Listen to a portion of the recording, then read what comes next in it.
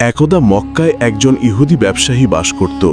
যখন আমাদের প্রিয় নবী সাল্লাল্লাহু আলাইহি ওয়াসাল্লাম জন্মগ্রহণ করলেন, তখন সেই ইহুদি কুরাইশদের জিজ্ঞাসা করল, হে কুরাইশগণ, আজ রাতে তোমাদের ঘরে কি কোনো শিশুর জন্ম হয়েছে? কুরাইশরা বলল যে তারা জানে না। তখন ইহুদি বলল, এই শেষ উম্মতের নবী জন্মগ্রহণ করেছেন এবং তার দুই কাঁধের মাঝখানে ঘোড়ার পালনের মতো একটি চিহ্ন রয়েছে। কুরাইশরা যখন এই কথা শুনল, তখন তারা দ্রুত কাবিলার ঘরে পৌঁছালো এবং খোঁজ নিয়ে জানতে পারল যে আব্দুল মুত্তালিবের ঘরে বিবি আমিনার একটি ছেলে হয়েছে। এই কথা শুনে কাবিলাবাসী একত্রিত হলো এবং বলতে লাগলো যে ইহুদির কথা সত্য।